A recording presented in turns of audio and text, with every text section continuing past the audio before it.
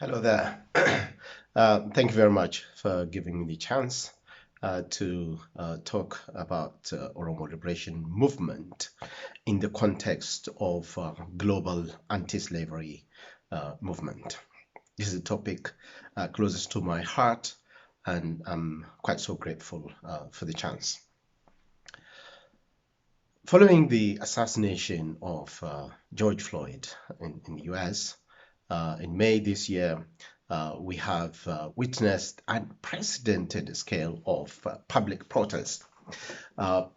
People took it to the street in the US and in this side of the Atlantic, and something that we can call a global movement, a global protest. In the UK, we have seen the statues of slave traders pulled down in Bristol, in various parts of the UK as well, including, of course, the statues that got pulled down in London, one of which is the statue of Emperor Haile Selassie. In Belgium, we've seen the statue of King Leopold pulled down.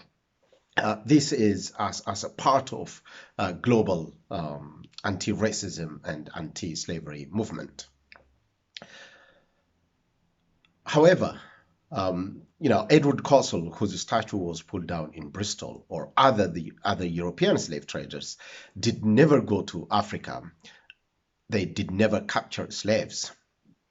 Slaves were captured and sold out, handed over in exchange for money and firearms by Africans themselves, a typical example of which is Emperor Menelik.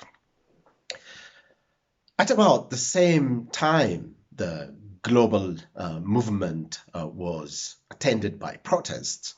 Hachalu Hundessa, our beloved artist, made a remark in a televised interview on OMN about the brutality of Emperor Menelik. That touched the already worried Abyssinians and the Abyssinian elites that the protest, whatever was going on in the US, could reach Africa. They had already been worried about the movements going to Africa.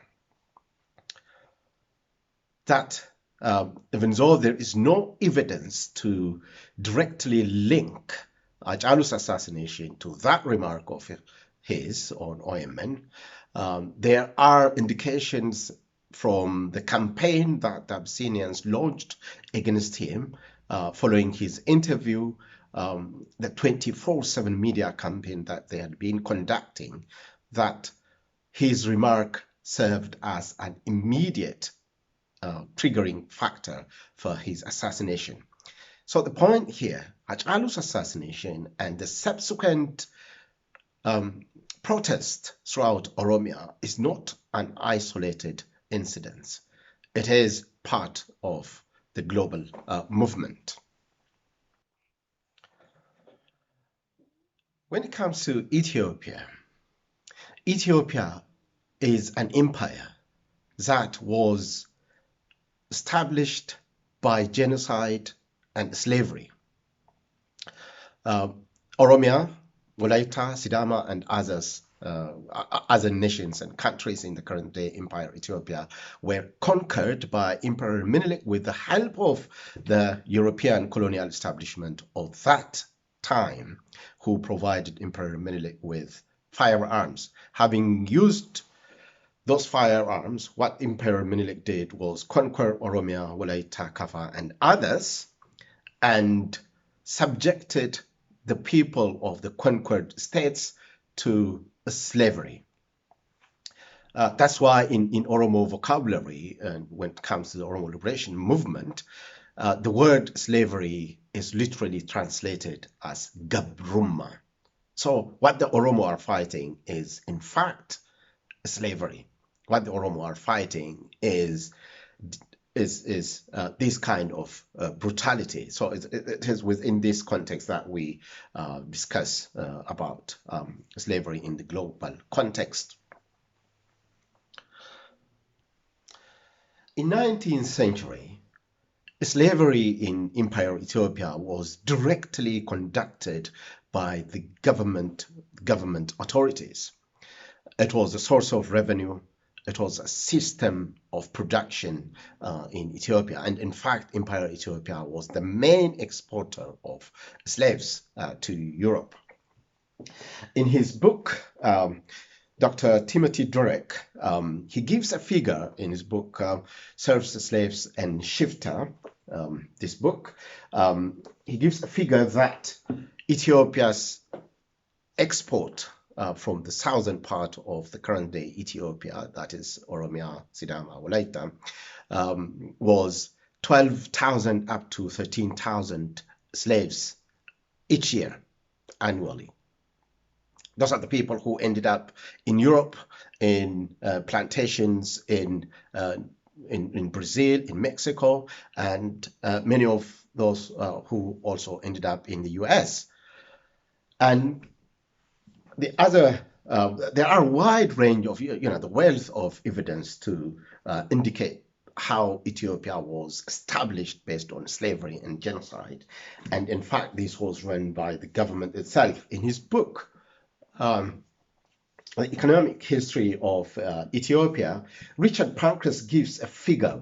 If you read this book, page 75, you would see a further analysis. He gives a figure that Emperor Menelik was in possession. He owned his government, Emperor Menelik, title, and his subordinates owned total of more than 100,000 slaves at one particular point. Those were human beings ready to be shipped to Europe. So as the Western countries engaged in pulling down statues of those slave traders, it is those people who had never been to Africa, who had not captured slaves, then it's incumbent on us to question, all right, okay, we've got stuff, we've got empire that was established on slavery, and following the abolition of slavery in 19th century, you can see legislations in the US, in the UK that necessitated the abolition of slavery. That system of slavery, which was serving as a mode of production and as a revenue for the government of Ethiopia, was changed as a result of the global pressure. It was changed into what we call the Neftanya system, which in many ways still prevail. So on one hand, the Europeans managed to stop direct slavery, but that was replaced by the Neftanya system, which still now we are fighting. However, centuries on, slavery still exists. It prevails in each and every country around the world, including Europe, advanced countries such as the US, Australia, and in every African country. The difference is the manifestation, the way it is manifesting itself.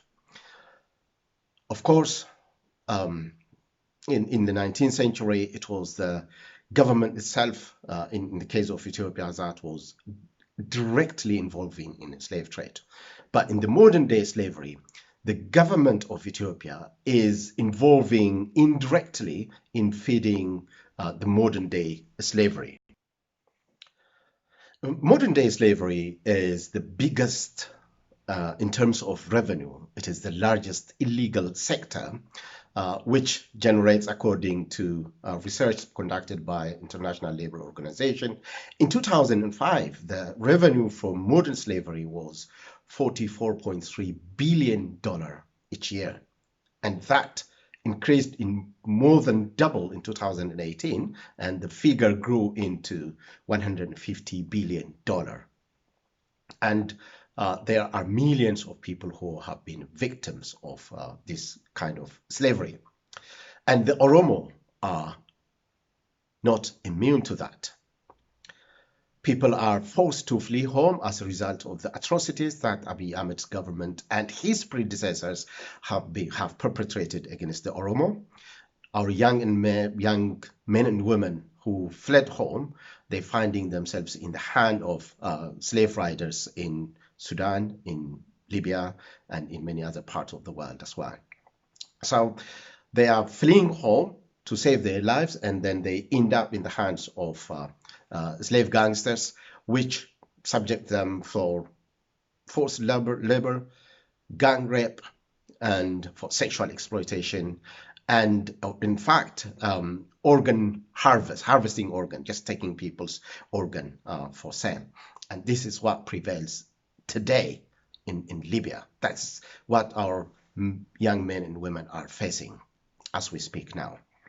We've seen that report by the CNN that went clandestinely undercover to Libya and revealed to the world in 2018 that one can buy a young man for $100.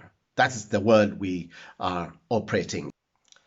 The government of Ethiopia is perpetrating slavery, facilitating modern day slavery in many ways. One, by forcing people to flee home because of the atrocities, and two, by adopting oppressive economic policies. People are not just those people who are fleeing home that are subject to modern day slavery. Even in Oromia itself, there are people who had been evicted from their land and ended up in the hands of those people who have taken their lands away.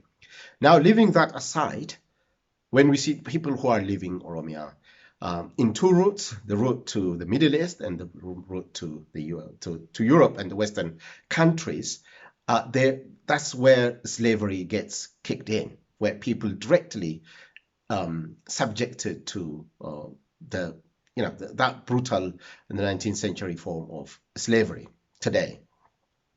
As I've explained about Libya, and the route to Europe is, to the Saudi Arabia and the Middle East is even worse, because at least when the people get to Europe, they could claim asylum and have access, if they want, to the support schemes such as the National Referral Mechanism in the case of the UK.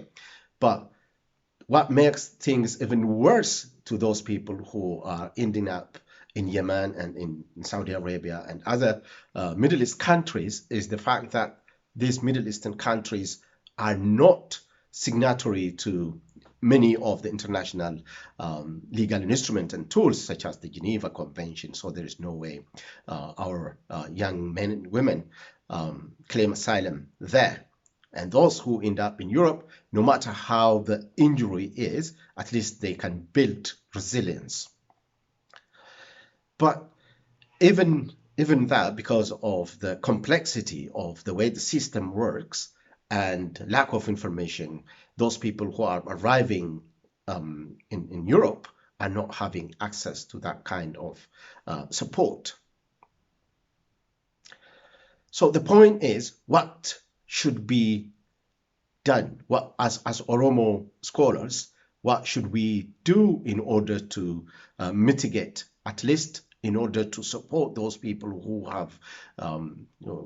have sustained massive misery? So here are what I suggest. One, we owe to them. It's our duty to document, to analyze, to interpret, and provide to the decision makers in Western countries or in any democratic countries. One, to include the aspects of the atrocities perpetrated by the government, such as the government of Ethiopia, to be included in the analysis of modern day slavery. There is global movement, as we all know, the Sustainable Development Goal. One of the key aspects of the Sustainable Development Goal is to eradicate slavery, modern day slavery. So, but on one hand, does it make sense for the global or for the international community to give Nobel Peace Prize and to give millions of pounds or dollars every year to the government, the likes of Abiy Ahmed, and talk about eradicating slavery when the government are directly forcing slavery on people. And the other is the problem is systemic in Oromia, and it has to be addressed systematically. The Oromo need to get their country back. Unless the Oromo people are liberated, unless the rule of law, democracy, and human rights are respected, there is no way, be it modern day slavery, as it is called globally, or the kind of atrocities that our people are facing in Libya or in other parts of the world could come to an end. So we've got to stand by the Oromo Liberation Movement. We've got to bring this matter to an end. I think because I've allocated very limited time, I will stop here and explore more through Q&A. Thank you very much.